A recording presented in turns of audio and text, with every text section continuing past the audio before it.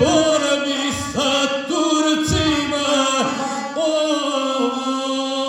osmoga mi zarobiše sina, moga Stanka od 20 godina, kad je teški dopano rana. Evo ima 3 godine dana, na krvavu vodu moštanicu ti ga baci u ledenu tamnicu, će su mnoge kosti od junaka, pa se sina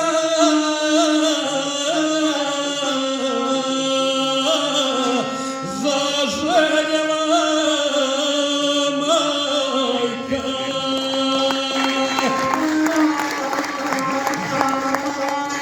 Ja ne mogu od želje živjeti, noću stara za njim umrijeti, pa te kumim Bogom velikijem i tvojim carima čestitim, i tako ti očeve grobnice. Pusti meni Stanka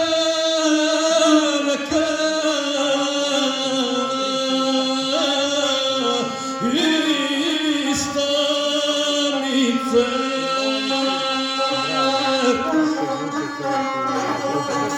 Još hoćaše nešto da mu rečem, ali je Turčin u tome presječe, zveknu sabljom nekoliko puta, pa prosik tako zmija ljuta, po fermaru carske prestonice, puštit ću ti Stanka iz tamnice, da mi dadeš 1000 dukata, carskim grbom od suvoga zlata, dočeraj mi 100 volova, prednjaka 1000 ovanova, rok za otkup za nedelju dana.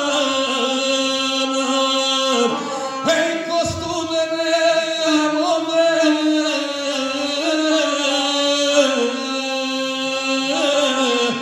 vidrovana.